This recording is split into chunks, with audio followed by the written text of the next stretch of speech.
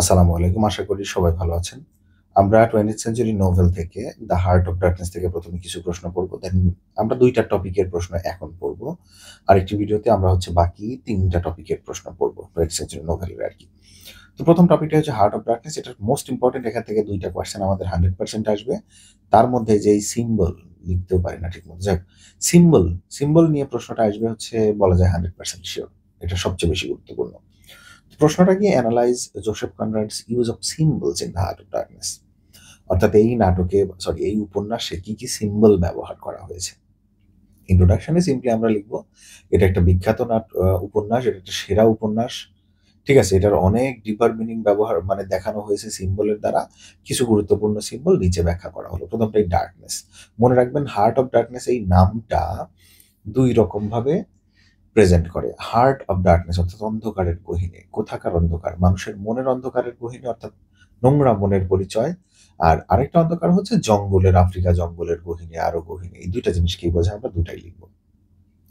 Darkness কথাটাকেই ব্যবহার করেছে। Darkness stands for evil, fear and unknown অর্থাৎ অজানা, খারাপ, নোংরা শক্তি, ভয় এই জিনিসগুলোকে বোঝানো হয়েছে। কিরকম জিনিস? মানুষের ভেতরকার কোন মানুষগুলো যারা সিভিলাইজেশন করতে এসেছিল আমাদের দেশকে, আফ্রিকাকে অর্থাৎ ইংরেজদেরকে বলা হচ্ছে। ইংরেজ ওই সমস্ত মানে সিভিলাইজেশনের নামে এসে যারা ক্রুয়েল্টি করেছে, ওই মানুষগুলোর ভেতরকার যে ক্রুয়েল্টি আছে, ঠিক আছে? সেই জিনিসগুলোকে দেখানো হয়েছে। বিশেষ করে কলোনাইজার্সদেরকে। আর কি, কি দেখানো হয়েছে? একই সাথে এই জিনিসটা darkness also represent both jungle and the evil action of the colonisers. মানে ওই জঙ্গলের গভীরতা বা অন্ধকারটাকেও দেখানো হয়েছে। আবার মানুষের কাজকর্ম, মন, ওদের ভেতরে যে খারাপ ছিল কোন মানুষগুলো? কলোনাইজার্সদের, ব্রিটিশদের। এটাকেও দেখানো হয়েছে। এরপর আসা হচ্ছে লাইট অ্যান্ড শ্যাডো। বইয়ের মধ্যে লাইট অ্যান্ড শ্যাডো ২ টা জিনিসকে ব্যবহার করা হয়েছে। গুড এবং ইভিলের সিম্বলস হিসেবে। গুড আলো সবসময় ভালোর প্রতীক। আলো মানেই আশা, আলো মানেই স্বাধীনতা, এই টাইপের জিনিসকে বোঝায়। ঠিক আছে? তো লাইটটাকে হচ্ছে সিম্বল অফ গুডনেস। কিন্তু এই গল্পে একই সাথে ফলস হোপ দেখানো হয়েছে। কেন? ওই যে খেয়াল করেন ফলস হোপ কেন? আমরা একটা বইয়ে পড়েছি, এটা আপনারা কয়েকদিন পরে আবার ক্লাসে পাবেন ক্রিটিসিজমে।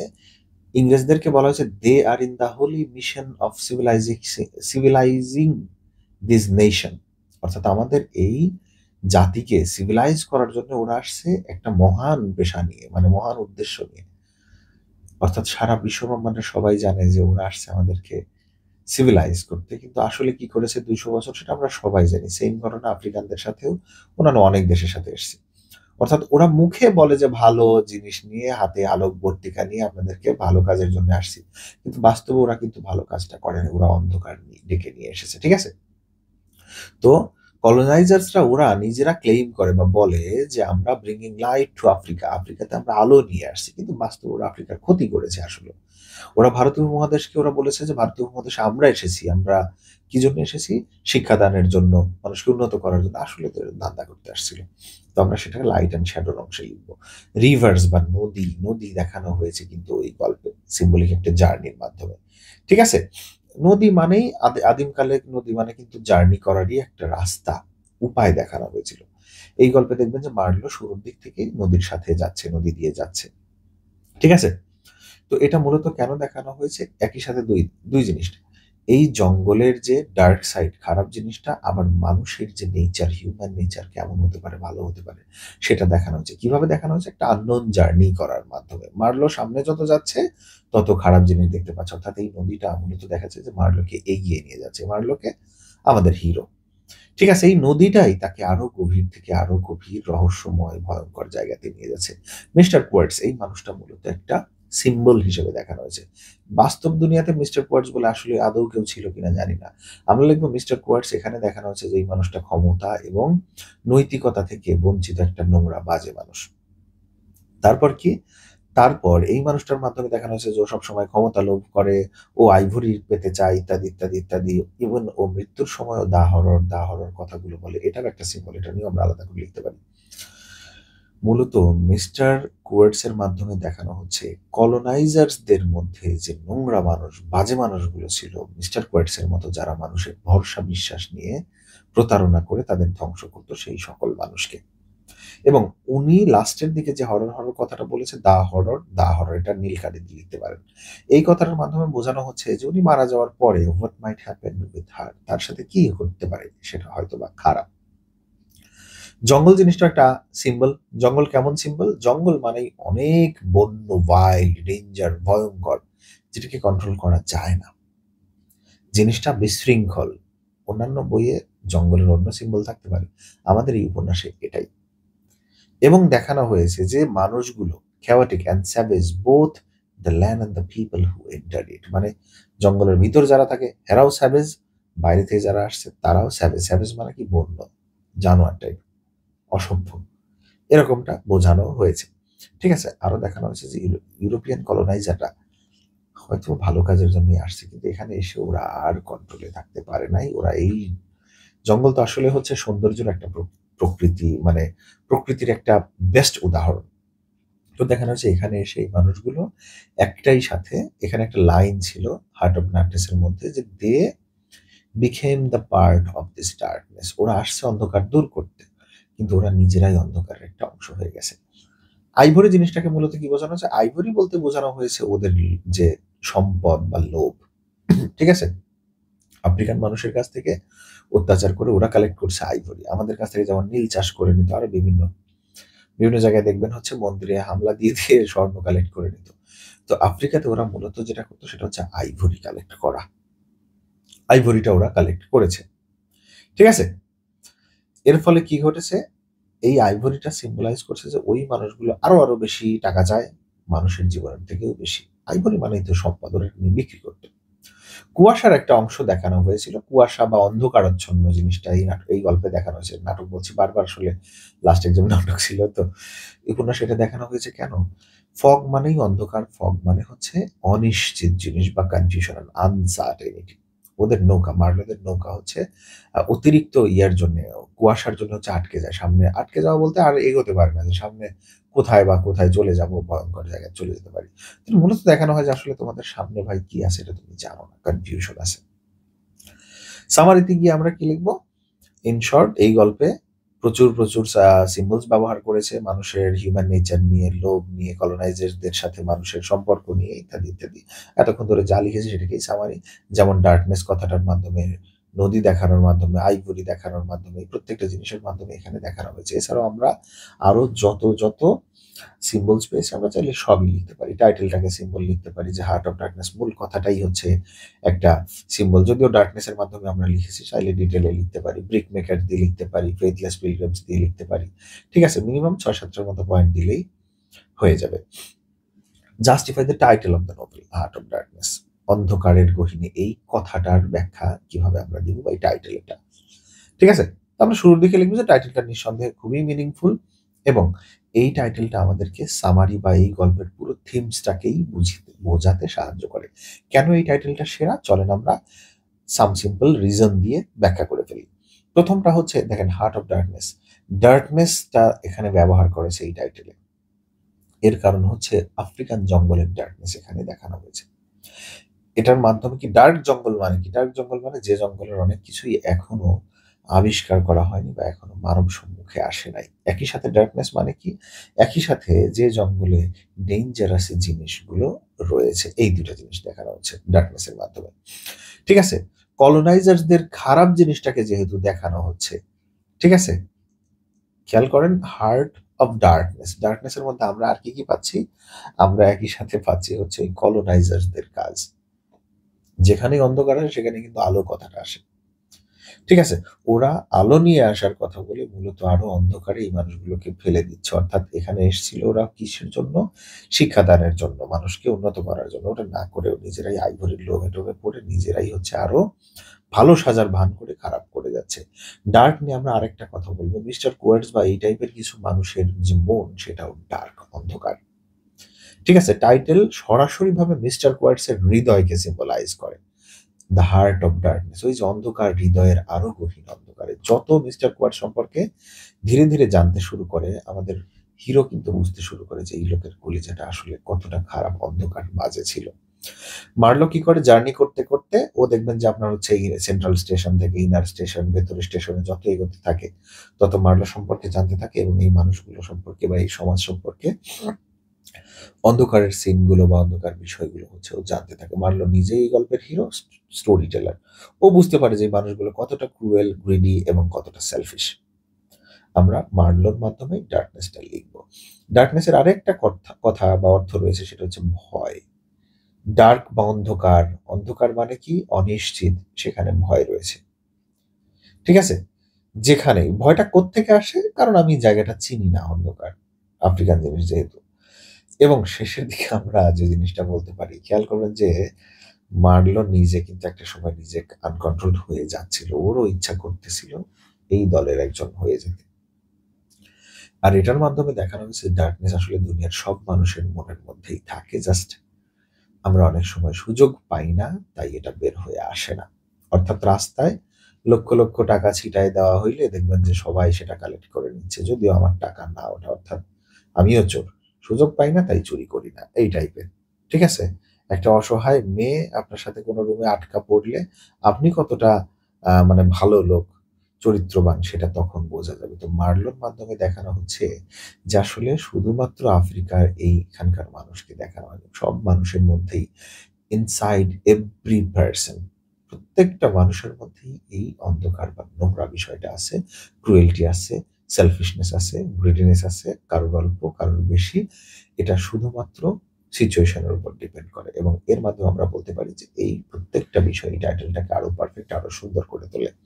ঠিক আছে, কনক্লুশনে গিয়ে আমরা সুন্দর করে লিখে দিব যে এই নাটকটার, সরি, এই উপন্যাসটার টাইটেলটা ভেরি সুইটেবল ফিট, সুন্দর একটা পারফেক্ট ফিট, মানে সুন্দরভাবে এই নাটকের নামটা মিলে যায়। এবং যেহেতু এটা হচ্ছে জঙ্গলের ডার্কনেসকে বোঝায়, মোরাল ডার্কনেসকে বোঝায়, এভাবে আমরা পয়েন্টসগুলোকে লিখে দিতে পারি। থিম অফ কলোনাইজেশনস নিয়ে আমরা লিখবো, এটাকে আমি সংক্ষেপে পড়বো থিম অফ কলোনাইজেশনস নিয়ে, কারণ এটা সংক্ষেপে পড়লেই বোঝা যাবে, পুরো গল্প জুড়ে তো কলোনাইজেশনই দেখানো হয়েছে। ঠিক আছে, আমরা এখানে লিখবো যে এই গল্পে বা এই উপন্যাসে কলোনাইজেশনের বাজে দিকগুলোকে পুঙ্খানুপুঙ্খভাবে প্রেজেন্ট করা হয়েছে মার্লোর জার্নিটার মাধ্যমে। জার্নি করতে করতে ও এসে মিস্টার কুয়ার্টস এর সাথে দেখা করা পর্যন্ত দেখতে পায় যে গ্রামীণ মানুষগুলোর উপরে কিভাবে কি চালানো হচ্ছে, কে কে কিভাবে অত্যাচার করছে, আমরা পুরো বিষয়টা লিখবো। এরপরে আমরা পয়েন্ট করে করে লেখা শুরু করে দেব। যে প্রথমেই আমরা দেখতে পাই গ্রিড অ্যান্ড এক্সপ্লয়টেশন, ইউরোপিয়ানদের, হোয়াইট সাদাদের লোভ, এবং ওরা যে অত্যাচার করছে এই মানুষগুলোকে, তাদেরকে, আফ্রিকানদেরকে, সেটা আমরা দেখাই যে ওরা মূলত ছিল হচ্ছে লোভী এবং সেলফিশ মানুষ। এই মানুষগুলোর ক্ষতি করার মাধ্যমে ওরা যে আইভরি কালেক্ট করতো কিভাবে জানেন, হাতের মাথা কেটে মেরে ফেলতো আর কি, দেন ওই দাঁত কেটে নিয়ে সেখান থেকে আইভরি কালেক্ট করে বিক্রি করতো, বা দাঁতই, সরাসরি দাঁতও বিক্রি করে। এটাকে বলা হয় এলিফ্যান্ট টাস্ক, টিইউএসকে, টাস্ক মানে হচ্ছে দাঁত। তো লোভের জন্য কিন্তু এই মানুষগুলোর ক্ষতি তারা করছে। আর কি, cruel treatment of the Africans, আফ্রিকানদের সাথে ওরা কিন্তু ভালো বিহেভ করতো না। যেহেতু ওদের কাছে গান পাউডার, বন্দুক ছিল, কাদের কাছে, হোয়াইটদের, সাদাদের কাছে, শ্বেতাঙ্গরা ওই মানুষগুলোকে মনে করেন যে ভয় দেখাইতো, খাবার দিত না, যেহেতু কলোনি স্থাপন করে নিজেরাই রাজা হিসেবে, জমিদার হিসেবে চলতো। ওই মানুষগুলোকে ওরা কিন্তু সঠিকভাবে খাদ্য পর্যন্ত দিত না, ভালো বিহেভ করতো না, কাজের বেলায় কাজ করিয়ে নিত ঠিকই। ঠিক আছে, আর কি কি কলোনাইজেশনের চিত্র আমরা পাই, ওরা মিথ্যা, ফলস সিভিলাইজিং করার নামে আসছিল। ওরা আসছে বলছে যে আমরা এই জাতিটাকে সিভিলাইজ করতে এসেছি, একটু আগে যেটা বললাম, বাস্তব ওরা সিভিলাইজ করতো না, ওরা করতো এই মানুষগুলোকে অত্যাচার, বরং এদের টাকা পয়সা আরো কেড়ে নিয়ে যেত, সম্পদ কেড়ে নিয়ে যেত, টাকা তো ছিল না, সম্পদ, ন্যাচারাল রিসোর্স, যেটা আপনারা জানেন কি না জানি না, আইভরি বা হাতের দাঁতের এই শুভ্র সাদা অংশ থেকে প্রচুর প্রচুর টাকা স্মাগলিং করা হয় বা প্রচুর টাকা কেনা বেচা হয় এইগুলো, যেটা অন্যান্য দেশে নেই। আফ্রিকান হাতির একটা দাঁতের দাম এবং নর্মাল একটা হাতির দাঁতের দামের অনেক পার্থক্য, কারণ আফ্রিকান হাতিগুলো সাইজও বড়, ওদের আইভরিও বেশি, দাঁতও বড়। ঠিক আছে, তো ওদেরকে টার্গেট করতো। Kurtz as a symbol of colonisation, Kurtz মানুষটাকেই কলোনাইজার হিসেবে দেখানো হয়েছে, কারণ কুয়ার্টস ওখানকার মানুষদের মধ্যে একজন সেরা নেতা ছিল, আইভরি ট্রেডারদের মধ্যে সেরা ছিল, ও সবচেয়ে পাওয়ারফুল ছিল, ও সবচেয়ে নিষ্ঠুর ছিল, কিন্তু বোঝার কোনো উপায় নেই বা দেখাইতো না, কৌশলে মেরে দেওয়া টাইপের লোক ছিল। একই সাথে ও লোভী মানুষ ছিল, দুর্নীতিপরায়ণ মানুষ ছিল। ঠিক আছে, এরপর আমরা কি পাচ্ছি, ডিস্ট্রাকশন অফ আফ্রিকান কালচার, শুধু আফ্রিকান কালচার না।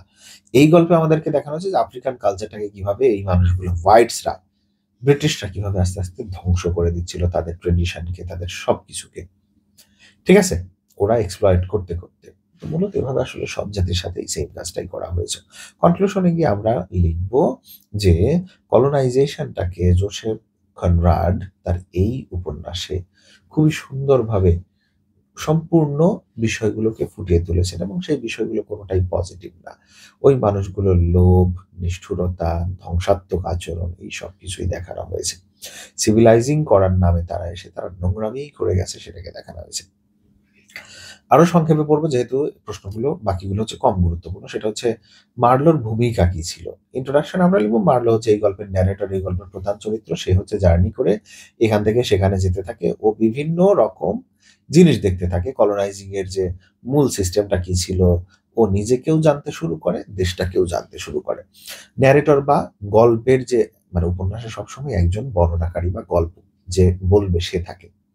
মার্লো ছিল এখানকার গল্প বর্ণনা করার একজন লোক, অর্থাৎ ও হচ্ছে শুরুর দিকে যদি অন্য একজন বলে, একটু পরেই দেখা যায় যে মার্লোর কাছে গল্পটা শিফট হয়ে যায়, পুরো গল্পটা মার্লো বলতে থাকে। ঠিক আছে? নিজের ঘটনা থেকে শুরু করে নিজের দৃষ্টিভঙ্গিতেও বলে, অর্থাৎ এরকম একটা পার্সন হিসেবে দেখানো হয়েছে এই গল্পটা। ঠিক আছে?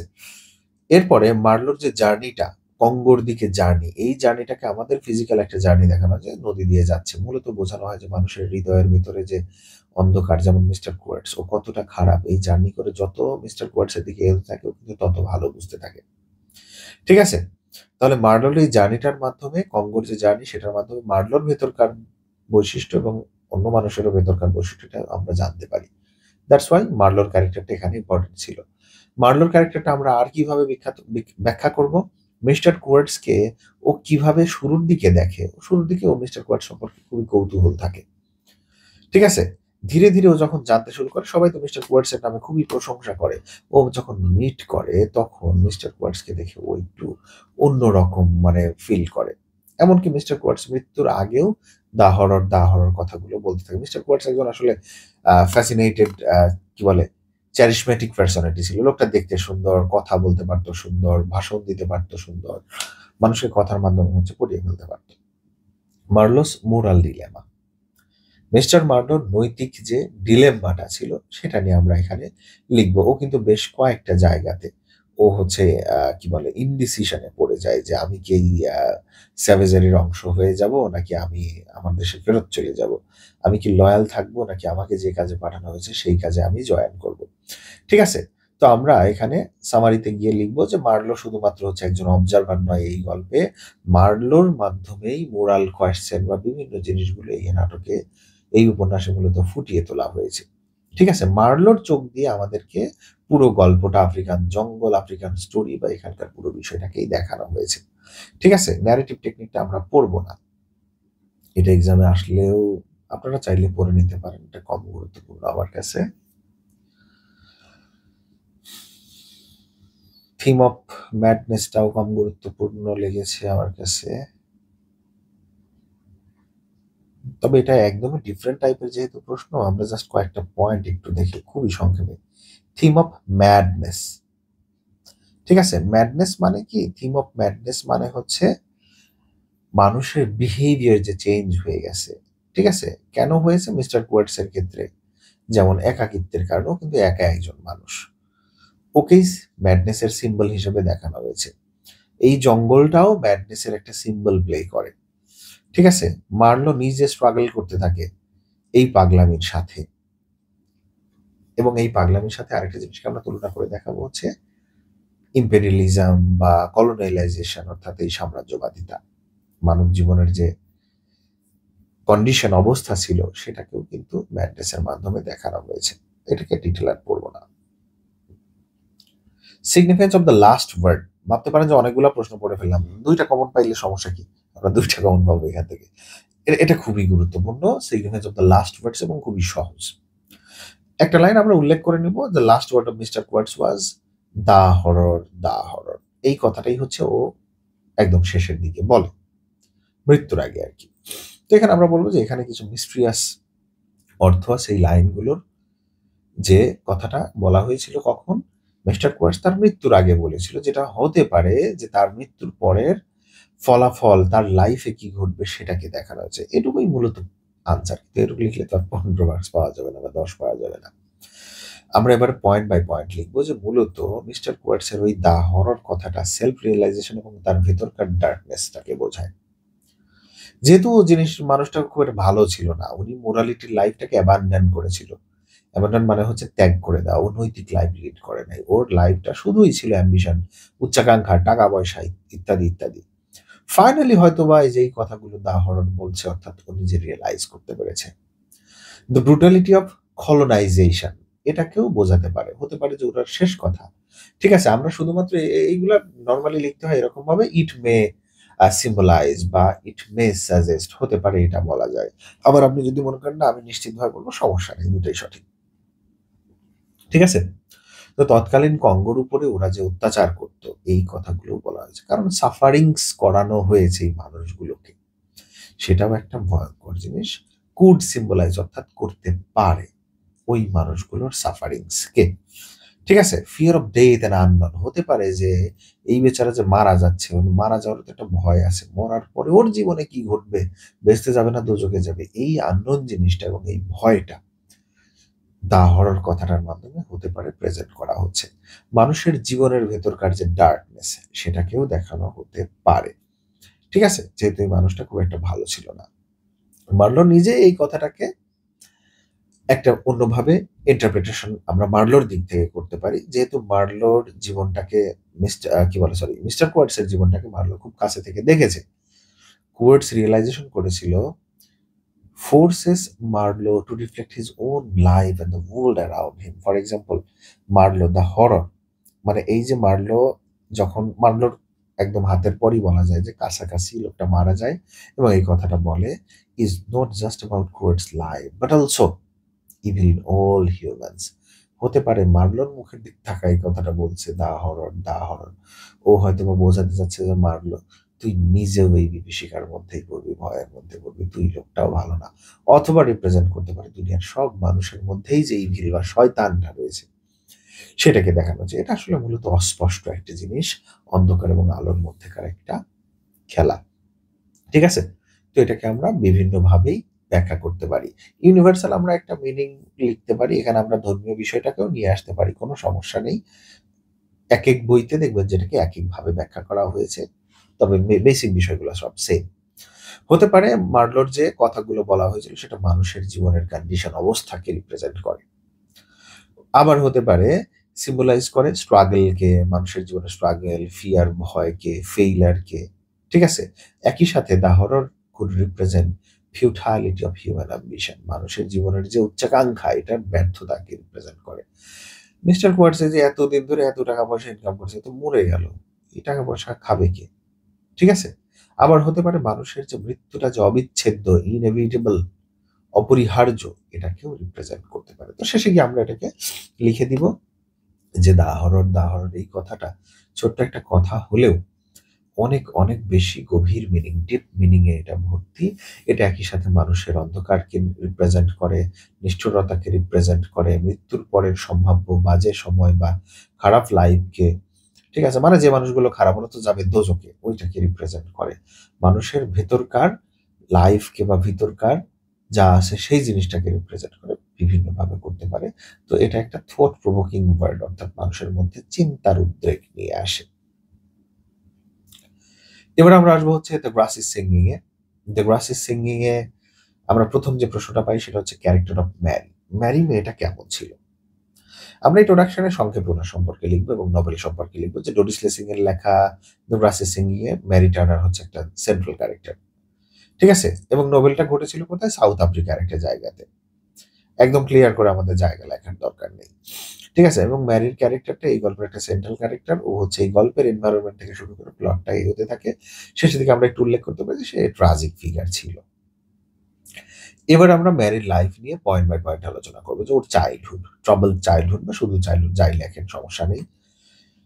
আমরা লিখতে পারি যে ছোটবেলা থেকেই মোটামুটি আনহ্যাপি একটা লাইফ লিড করেছে। ওর বাবা মদ খাইতো, ওর ফ্যামিলি খুব একটা ভালো ছিল না। ঠিক আছে? অর্থাৎ ওর ছেলেবেলাটা, ছোটবেলাটা খুব একটা ভালো কাটে নাই। ও ইমোশনাল ভাবে ভেঙে পড়েছিল ছেলেবেলাতেই বা মেয়েবেলাতেই। ঠিক আছে? এবং এই ট্রমাটা ওর জীবনে বলা যায় যে পুরো সময়টাই কিন্তু ওকে প্যারা দেয়। আস্তে, আস্তে সে কি করে ইন্ডিপেন্ডেন্ট একটা ওম্যান হয়ে যায়। সে শহরে এসে হচ্ছে কাজ করতে শুরু করে, জব করতে শুরু করে এবং ও এমন একটা মানুষ না, ও প্রেম, প্রীতি, ভালোবাসা এই জিনিসগুলো সম্পর্কে কিছুই বুঝতো না। ওর এগুলো সম্পর্কে কোনো ধারণা পর্যন্ত ছিল না। এমন একটা মেয়ে হিসেবে ওকে দেখানো হয়েছে। সমাজের একটা প্রেশারে ও জব করার সময় একটা সময় ফিল করে যে না, আমার হচ্ছে বিয়ে করা উচিত। মানে মেয়ে মানুষ বেশিদিন ম্যারিড থাকলে এটাকে ভালো হিসেবে দেখা হয় না। মানে ও নিজের প্রয়োজনে কিন্তু বিয়ে করে নাই। তারপর কি ঘটলো? ম্যারি ক্যারেক্টারের লাইফ আমরা সবকিছু লিখবো। আনহ্যাপি ম্যারেজ সংক্ষেপে লিখবো আরকি। নিক টার্নারের সাথে বিয়ে করে। কিন্তু দেখা যায় যে এই বেয়াদব শালা বিয়ে করছে। কিন্তু তার হচ্ছে বউকে বউয়ের মর্যাদা দেওয়ার মতো ক্ষমতা, যোগ্যতা কিছুই নাই। ওর শারীরিক সমস্যা ছিল, আরো অনেক কিছুই ছিল। লোকটা ভালো, মানে দয়াশীল। কিন্তু চাকরির দিক থেকে, চাকরি না সরি, ও তো ফার্ম ছিল, ফার্ম হাউস। ওই দিক থেকে ও সম্পূর্ণ আনসাকসেসফুল একজন মানুষ। মানে ওর টাকা-পয়সা ওর কিছুই নাই। আবার কিছুদিন পরে ও অসুস্থ হয়ে যায়। রেশাল প্রেজুডিস বলতে বোঝানো হচ্ছে রেসিয়াল অর্থাৎ রেস নিয়ে জাতিগত যে বিষয়টা, প্রেজুডাইস মানে আগে থেকেই যে বিষয়টা আমরা বুঝে রাখি। অর্থাৎ যেহেতু এই মেয়েটা একাকিত্ব কাটাতো, মোজেসের থেকে হেল্প আমরা কোথাওই হচ্ছে মোজেসের সাথে ওর সরাসরি শারীরিক বা নোংরা কোনো বিষয়ে পাবো না। যেহেতু মহিলাটা একটু অন্যরকম ছিল। এটা ওরকম ক্লিয়ার করে নোবেলে কোথাও উল্লেখ করা নেই। তবে বেশ কয়েকটা জায়গায় দেখা গেছে যে মোজেসের সাথে ওর যে রিলেশনশিপটা, এটা ছিল কাইন্ড অফ ইমোশনাল সাপোর্টের মতো। শারীরিক বিষয়টা আমরা ছোট, ছোট কিছু অংশে পাই। যেমন এই মহিলাটা সরাসরিভাবে ড্রেস চেঞ্জ করছে। একটা মহিলা ড্রেস চেঞ্জ করতে গেলে অনেক কিছুই করতে হয়। এবং সেখানে মোজেস ওকে সরাসরিভাবে হেল্প করছে। ঠিক আছে? সরাসরিভাবে হেল্প করছে। এবং এই মহিলাটা যেই মুহূর্তে মনে করেন যে খারাপ কোনো সিচুয়েশন এ পড়ে, মন ভালো থাকে না ইত্যাদি, ইত্যাদি, ও মোজেসকে একদম জড়ায় ধরে হাসব্যান্ডের মতো করে ধরে কান্নাকাটি শুরু করে দেয় এরকম। মানে ওকে মানসিক ইমোশনাল সাপোর্ট দিত। কিন্তু দেখা যেত মোজেস পানি খাইতে একটু রেস্ট নিয়েছে। মোজেসকে কি বলে ওই যে চাবুক দিয়ে পিটায় মুখ-টুক ফাটায় ফেলে দিয়েছে। ঠিক আছে? এরকম ঘটনা। ও কি করতো? She treats them হার্শলি।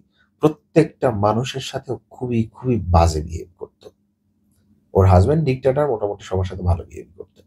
কিন্তু এই যে বাজে বিহেভ করা তো করেই, আস্তে, আস্তে মোজেসের উপরে সে আবার হচ্ছে কিছুটা ডিপেন্ডেন্ট হয়ে যায়। এটা আমরা অ্যাট্রাকশন বা ওইরকম কিছু ডিপেন্ডেন্ট হয়ে যায়, নির্ভরশীল হয়ে যায়। কারণ ওর আর কেউ ছিল না।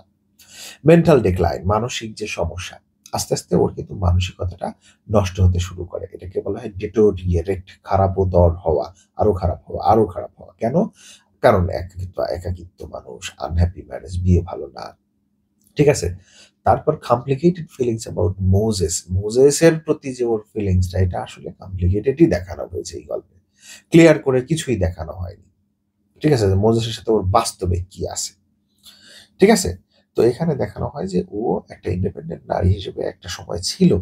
কিন্তু এখানে চলে এসে বিয়ে করে লাইফ ভালো হওয়ার পরিবর্তে ওর আর উল্টো হতে শুরু করে। ঠিক আছে? এবং ফাইনালি আমরা যেটা দেখতে পাই সেটা হচ্ছে ও ট্রাজিক একটা ভিকটিম হয়ে যায়। অর্থাৎ মোজেস তার নিজের রাগ ঝেড়ে দেয় এই মহিলাটার উপরে, তাকে মেরে ফেলে দেয়।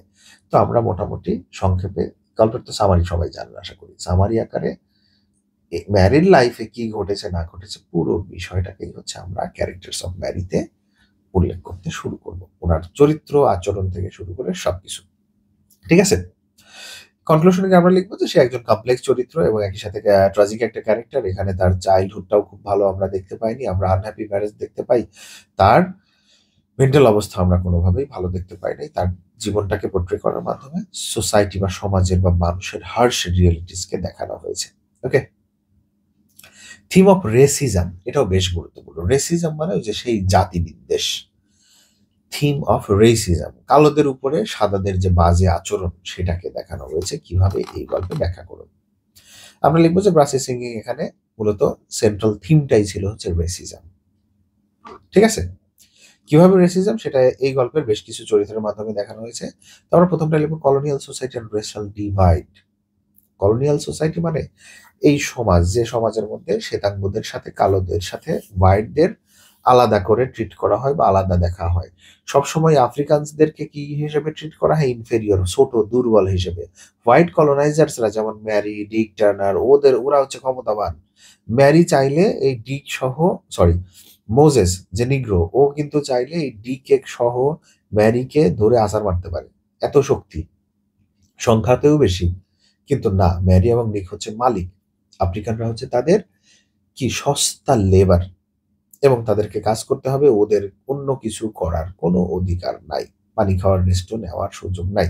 ঠিক আছে, আগে যাও বা নিক হচ্ছে ওদেরকে রেস্ট টেস্ট নেওয়ার একটু সুযোগ দিত, ম্যারি যখন দায়িত্ব নেয় তখন ওদেরকে আর কোনোই হচ্ছে বিশ্রাম নেওয়ার সুযোগ দেয় না, খুবই সামান্য বিশ্রাম নেওয়ার সুযোগ দেয়, বেতনও কমায় দেয়, ইত্যাদি ইত্যাদি। এমনি তো আর মোজেস রেগে যায়নি। ঠিক আছে, তাহলে দেখেন রেসিজমের প্রথম যে পয়েন্টটা পাই সেটা হচ্ছে ওদের সাথে ভিন্ন বিহেভ করা। ম্যারির বিহেভ নিয়ে আমরা আলাদা করে লিখবো, কারণ ডিক যথেষ্ট ভালো ছিল। ম্যারি এসে যে কথাগুলো বললাম যে এই কাজগুলো ম্যারি করতে থাকে, ও আরো বেশি বাজে বিহেভ করতে থাকে ব্ল্যাকদের সাথে। ঠিক আছে, ম্যারি এবং মোজেসের সাথে যে একটা সম্পর্ক তৈরি হয়ে যায় আমরা সেটা লিখবো। ঠিক আছে, এবং অবশ্যই আমরা এই যে ড্রেস চেঞ্জিং এর এই কথাটাও এখানে চাইলে উল্লেখ করতে পারি। ঠিক আছে, এই ব্ল্যাক মানুষদের সাথে ওরা, মানে ব্ল্যাকের কাছে তুমি হেল্প নিবা, সব নিবা, কিন্তু তাদের সম্মান দেওয়ার ক্ষেত্রে নাই, এরকমটা দেখানো হচ্ছে। Fear and paranoia of white colonist, যারা কলোনাইজিং করে তাদেরকে কলোনিস্ট বলে, কলোনাইজার্স বলতে পারি। ঠিক আছে, এটা আমরা বলতে পারি। তো দেখানো হচ্ছে যে এই মানুষগুলা কি করত, এই মানুষগুলো সবসময় কালোদের উপর একটা ভয় দিয়ে রাখতো, ভয় চাপিয়ে দিত। যেমন ম্যারি, লাইক মেনি আদার্স বলতে শুধু ম্যারি না, অন্য সবাই। ঠিক আছে, কালোদের সাথে বিষয়টা ওদের মানে লাইফটা কেমন ছিল আমি একটু বলি। কালোরা যথেষ্ট পরিমাণ কাজ করে, ব্ল্যাকরা, কিন্তু হোয়াইটরা মনে করে যে না, ওরা অলস, ওরা চাইলে আরো কাজ করতে পারে। অর্থাৎ এখানে শ্বেতাঙ্গরা বা মালিকরা ক্ষুব্ধ অথবা অসন্তুষ্ট, আবার কালোরাও অসন্তুষ্ট যে আমাদের মালিক আমাদের সাথে ভালো বিহেভ করে। অর্থাৎ দুই দিক থেকেই তারা দুইরাই কিন্তু সমস্যার মধ্যে আছে, অভিযোগের মধ্যে আছে। ঠিক আছে, এবং এই যে হোয়াইটরা সবসময় একটু ভয়ে থাকে, তুমি অন্যায় করলে ভয় তো তোমাকে থাকতেই হবে, যে হয়তো বা কখনো এর বিপরীত কিছু ঘটতে পারে।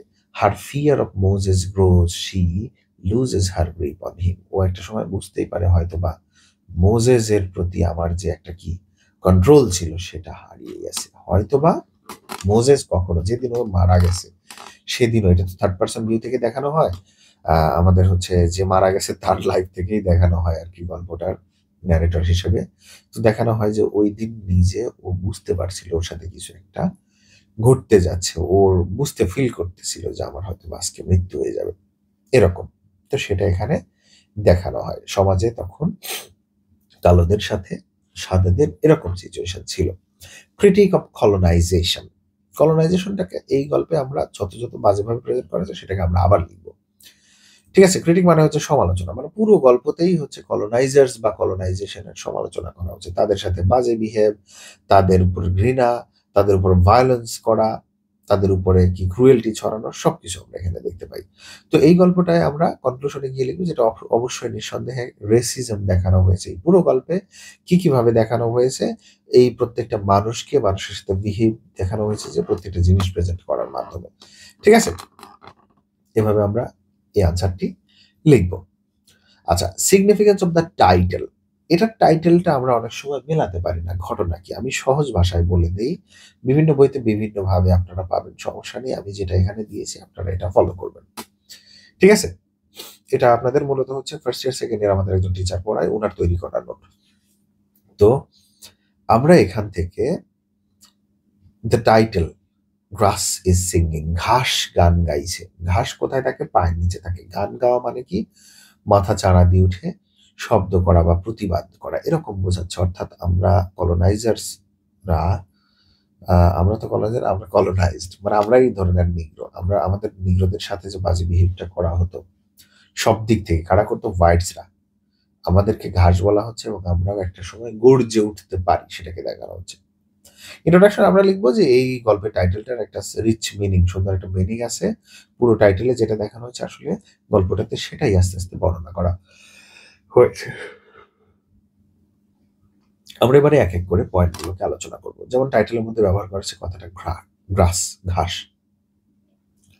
ঠিক আছে, ঘাসের বেশ কয়েকটা অর্থ হচ্ছে। প্রথমটা হচ্ছে এই যে মানে আফ্রিকা বা ভারতীয় উপমহাদেশকে যখন কলোনাইজ করতো, এই এলাকাগুলো ছিল কিন্তু ন্যাচারাল রিসোর্সের জন্য বিখ্যাত। অর্থাৎ এই যে সবুজ দুনিয়াটাকে দেখানো হয়েছে গ্রাস কথাটা বলার মাধ্যমে। একই সাথে এটা মানে প্রাণবন্ত জীবন এবং প্রকৃতির সৌন্দর্যকে দেখানো হয়েছে। ঠিক আছে, এবং এই নোভেলে মেইন ক্যারেক্টারের বিপরীত হিসেবে ঘাস দেখানো হয়েছে। ঠিক আছে, the grass may live and thriving.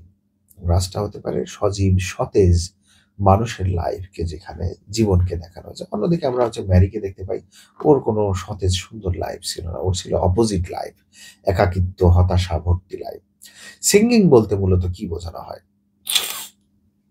Singing বলতে কি বোঝানো হয়? সিঙ্গিং নর্মালি আমরা সিঙ্গিং বলতে বুঝি হচ্ছে গান, গান গাওয়া, রিদমিক বা ছন্দে ছন্দে গান গাওয়া।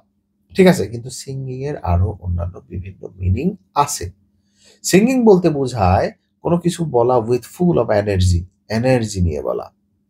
ঠিক আছে, কিন্তু এই গল্পে বা এই ক্ষেত্রে ম্যারির কথায় আমরা যদি সিঙ্গিং বলি, singing represent a life she can not connect with, বা ওই জীবনের সাথে আমাদের ম্যারি কখনো কানেক্টেড ফিল করতে পারে না নিজেকে। ইমোশনালি ভালো বা এনজয় একটা লাইফ থেকে সে আলাদা। ঠিক আছে, এলিয়েনেশনটাকে আমরা যদি বলি, দ্য গ্রাস ইজ সিঙ্কিং, এখানে একাকিত্বতার কি বিষয়টাকে দেখানো হয়েছে?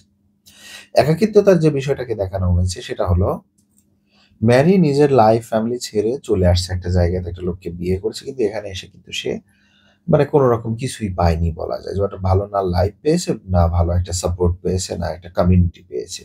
তো ও কিন্তু এখানে একাকিত্বে ভোগ করে, একজন একা একা মানুষ হিসেবে। সোসাইটিও তাকে অ্যাকসেপ্ট করতে পারে নাই। ঠিক আছে, ওকে বলা যায় যে ওকে হচ্ছে একা ফেলে দেওয়া হয়েছে। এরপরে পয়েন্ট, ফরশেডোয়িং দ্য আয়রনি। আয়রনি মানে যেটা দেখানো হচ্ছে ঘটছে তার উল্টোটা।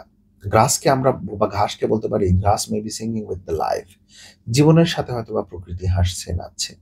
ম্যারির ক্ষেত্রে আমরা বলতে পারি দেখেছি তার অপোজিটটা ঘটছে, প্রকৃতি ম্যারির সাথে হাসছে না বা নাচছে না, উল্টোটা ঘটছে। প্রকৃতি ম্যারির সাথে কি হচ্ছে, ম্যারিকে আরো বাজে একটা সিচুয়েশনের দিকে এগিয়ে দিচ্ছে, কারণ ম্যারি এই জিনিসগুলো নিয়ে কিন্তু কোনো জিনিস নিয়েই হচ্ছে সুখী না, ম্যারিড লাইফ থেকে যদি বিবেচনা করি। লাস্ট আমরা যে পয়েন্টটা পাই সেটা হচ্ছে এক্সিস্টেনশাল থিমস, মডার্ন ড্রামাতে আমরা পেয়েছি। ঠিক আছে, এক্সিস্টেনশাল বলতে বোঝানো হয় অস্তিত্ববাদ। অস্তিত্ববাদ অস্তিত্ববাদ বিষয়টা মানে হচ্ছে যে মানুষের যে অস্তিত্ব রয়েছে, আইডেন্টিটি রয়েছে, সেটা ম্যারি হোক বা যারই হোক, এই অস্তিত্ববাদের কোনো ভালো মিনিং পাওয়া যাচ্ছে না বা মিনিং খুঁজে পাচ্ছে না, জীবনটা শুধু আজীবন স্ট্রাগল করেই যাচ্ছি, লড়াই করেই যাচ্ছি, সেই বিষয়টাকে দেখানো হচ্ছে। ঠিক আছে, আমাদের ম্যারি বা সেন্ট্রাল ক্যারেক্টার, ওর বিষয় থেকে যদি বিবেচনা করি, ও নিজের না আছে ভালো কোনো আইডেন্টিটি, ও শুধুমাত্র হতাশা ফ্রাস্ট্রেশন নিয়ে আসে। ঠিক আছে, তাই আমরা যদি দ্য গ্রাস ইজ সিঙ্গিং কথাটাকে এরকম ভাবে বলি যে লাইফটা ওর সাথে কন্টিনিউ করছে কিভাবে, তার স্ট্রাগলের সাথেই, তার লাইফ স্ট্রাগলে পরিপূর্ণ, লাইফ এটার মাধ্যমে ওর সাথে কন্টিনিউ করে যাচ্ছে। ঠিক আছে, নেচার বা প্রকৃতি যেমন দুনিয়ার দুঃখ কষ্ট সবকিছু সহ্য করছে, ম্যারির জীবনটাও তাই করে যাচ্ছে। ঠিক আছে, মানুষের যতই হার্ডশিপ, হার্ডশিপ মানে হচ্ছে কঠোর পরিশ্রম বা খারাপ সময়, মানে ম্যারির জীবন আমরা যদি বলি যে ও হচ্ছে কালোদের উপরে খুব খুব অত্যাচার করে গেছে, ও খুব নোংরা মানুষ, বাজে মানুষ, আমরা শুধু কিন্তু ওকে দোষারোপ করতে পারি না।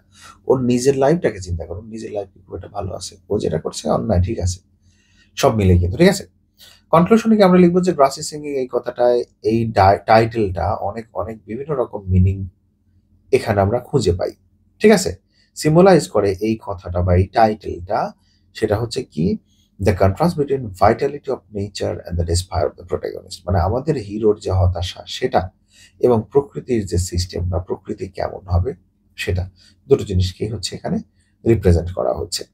ঠিক আছে, এই টাইটেলটা আরো কি করে, আরো অ্যাপ্রিসিয়েশন করতে শেখায় এই নোভেলে, যে মানুষগুলোর লাইফকে হচ্ছে কি করা হচ্ছে, কমপ্লেক্স হিসেবে প্রেজেন্ট করা হচ্ছে, যে মানুষগুলোর লাইফকে এক্সপ্লয়েট করা হয়েছে বা অত্যাচার করা হয়েছে তাদের লাইফকে। আমরা পরের প্রশ্ন চলে আসি। আপনারা অবশ্যই বাকি মানে এক্সামের আগে যে সময়টুকু থাকবে, প্রশ্নগুলো আরেকবার রিভিশন দিবেন, বিশেষ করে যে পয়েন্টসগুলো কিন্তু মেইন, এগুলো মনে রাখলেই মোটামুটি বেশ ভালো করে লেখা যায়। What picture of social life do you get? In grass is singing. এটা অলমোস্ট সামারিটা দেখেন, পড়ার দরকার নেই। সোশ্যাল লাইফ কেমন ছিল তখনকার এই গল্পে দেখানো, মানে পুরো সামারি লিখবেন।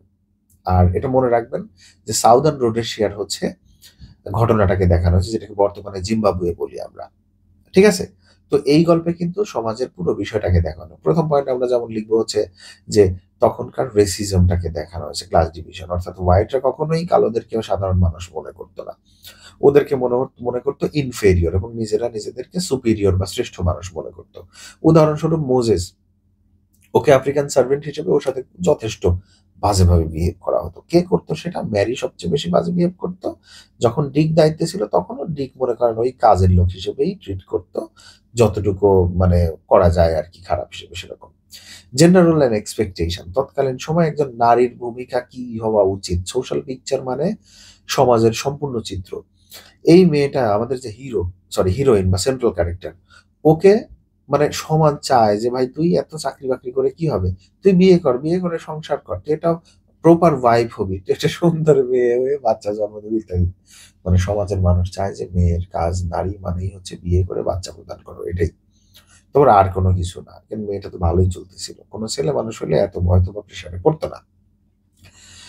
শ্রেণী বিন্যাস বা ক্লাস স্ট্রাগল, শ্রেণী বৈষম্য নিয়ে যে স্ট্রাগলের মধ্যে পড়ছে, ঠিক আছে? তো এটা আমরা কিভাবে দেখতে পাই? কালোদের সাথে হোয়াইটদের তো সমস্যা আছেই, একই সাথে দেখা যায় যে ফার্মিং করছে, কারা ফার্মিং করে? হোয়াইটস। টাকা পয়সা থাকুক না থাকুক, তারা কিন্তু রয়্যাল, তারা মনে করেন যে ধনী সব, ঠিক আছে? তো যেহেতু হোয়াইট, মানুষ মনে করবে যে ওদের কাজের লোক আছে, ওরা হোয়াইট, ওরা তো ধনী মানুষ। বাস্তবে ম্যারিদের ফ্যামিলি ছিল মোটামুটি বিশাল দরিদ্র ফ্যামিলি, মানে হাজব্যান্ডের ফ্যামিলি আর কি, ঠিক আছে? তো ওরা যে ধরেন এই যে ব্ল্যাকদেরকে যে টাকা পয়সা স্যালারি হিসেবে দিবে, এটার সামর্থ্য খুব একটা ছিল না, ঠিক আছে? আবার থাকলেও হয়তো বা তারা দিত না। কিন্তু তাদের কি আছে? তাদের পাওয়ার আছে বা ক্ষমতা আছে। কিসের ক্ষমতা? ওই যে ব্ল্যাকদেরকে অত্যাচার করার ক্ষমতা, এটাই, ঠিক আছে? তো এই গল্পে বলা যায় যে আমাদেরকে মোটামুটি সাদাদের সাথে কালোদের, অর্থাৎ ব্ল্যাকদের সাথে হোয়াইটসদের, এটাকে সঠিক বাংলা করলে শ্বেতাঙ্গ কৃষ্ণাঙ্গ এটা হয় আর কি। তো ওদের যে সম্পর্কের যে একটা পার্থক্য, গ্যাপ, সেটাকে দেখানো হয়েছে এই গল্পে। আইসোলেশন অ্যান্ড লোনলিনেস দেখানো হয়েছে এই গল্পে। আইসোলেশন এবং লোনলিনেস কাকে দেখাবো? গ্রামীণ জীবনের মানুষের লাইফটাকে, শুধু ম্যারিকে না, ম্যারি সহ এখানকার সবার জীবনটাকেই হচ্ছে আইসোলেশন বা একাকিত্বের মধ্যে দেখানো হয়েছে। ডিকটনের life, married life, even after marriage, বিয়ের পরবর্তী জীবনটাকেও একাকিত্বে কাটানো দেখানো হয়েছে, ঠিক আছে? অর্থনৈতিক যে এক্সপ্লয়টেশন, শোষণ, এটাকে দেখানো হয়েছে। কিরকম ভাবে দেখানো হয়েছে? যে আফ্রিকান ওয়ার্কার্সরা কাজ করে যাচ্ছে, কাদের জন্য? নিজেদের জন্য খুবই কম, ওদেরকে স্যালারি দেওয়া তো মানে নগণ্য টাইপ, কারণ তো কাজের লোক। কাজের লোকটা আসলে কি বলবো, এটাকে দাস বলা হয়, দাস, সার্ভেন্ট। ইনকাম গুলো করিয়ে নিত কারা? হোয়াইটসরা, ম্যারি বা ডিক, এরা, কারণ এরাই সেটেলার্স। এরা নিজেরা হচ্ছে প্রফিটটাকে ব্যবহার করত, এবং কাজের বিনিময়ে ওদেরকে স্যালারি তো কম টম দিতও না অনেক সময়, কারণ কেনা মানে চাকরটাই তো কেনা, ওকে কিসের স্যালারি দিবে না দিবে। অত্যাচার বা এক্সপ্লয়টেশন এটা করতো একদম সর্বোচ্চ পরিমাণে। হিপোক্রেসি অফ কলোনিয়াল সোসাইটির হিপোক্রেসিটাকেও এখানে দেখানো হয়েছে। হিপোক্রেসি মানে ষড়যন্ত্র, ভণ্ডামি ইত্যাদি। অর্থাৎ দেখানো হয়েছিল যে ওরা মূলত হচ্ছে কৃষ্ণাঙ্গদের, ঠিক আছে, কলোনাইজ যে করা হতো। আমরা আগের গল্পে মিস্টার মার্লোর যে গল্পটা দেখেছি, ওখানে মূলত হচ্ছে ওদের সিস্টেমটা ছিল যে এই মানুষগুলোকে দাস হিসেবে খাটানো বা ওদের দিয়ে কাজ করানো নয়, বরং ওদের লাইফকে আরেকটু ভালো করার জন্য তাদেরকে শিক্ষা দেওয়া। তো সেটা আসলে নামেই ছিল, ওটা কখনোই কাজে হয়নি। তাদেরকে বরং অত্যাচার করা হতো, তাদের সাথে নোংরা বিহেভটাই করা হতো, ঠিক আছে? এই গল্পে আরো একটা জিনিস দেখানো হয়, সেটা হচ্ছে কমপ্লেক্স বা জটিল সম্পর্ক, রিলেশনশিপ। কার কার সাথে? আমরা ম্যারি এবং ডিকের সম্পর্কটা দেখলে আমরা বুঝতে পারি না যে এটা আসলে কেমন লাইফ। এটা একটা আনহ্যাপি ম্যারিড লাইফ, যেখানে কোনো আন্তরিকতা নেই, কোল্ড বলা হচ্ছে এটাকে, এরকম দেখানো হয়। আফ্রিকান ওয়ার্কারদের সাথে যে একটা সম্পর্ক তৈরি হয়, যেমন মোজেসের সাথে ম্যারির, এই সম্পর্কটাও আমরা খুব একটা ভালো দেখতে পারি না। তো ওরা আসলে এই পিকচারটা দেখানোর মাধ্যমে তৎকালীন সমাজে এটাই ঘটতো হিসেবে দেখানো হচ্ছে। তো আমরা সামারিতে গিয়ে কি লিখবো যে গ্রাসি সিঙ্গিং গল্পে আমরা তৎকালীন সমাজের একটা ক্লিয়ার পিকচার পাই, সাউদার্ন রোডেশিয়ান সমাজের, যেখানে রেসিজম কিভাবে চলতো, ক্লাস স্ট্রাগল কেমন চলতো, নারীদেরকে মানুষ কেমন কি ভাবতো বা কি করতে হবে আশা করতো, মানুষের একাকিত্বটা কেমন ছিল, মানুষের সাথে হোয়াইটদের সাথে ব্ল্যাকদের কেমন সম্পর্ক ছিল, সবকিছুই আমরা এখানে পাচ্ছি। আমরা সেটিংসটা পড়বো না।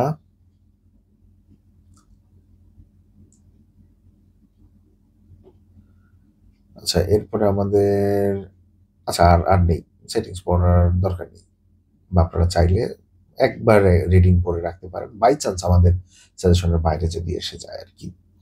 তো আমরা অন্য একটা ভিডিওতে হচ্ছে বাকিগুলো পড়ার চেষ্টা করবো। আজকের ক্লাসে পর্যন্ত, আল্লাহ হাফেজ।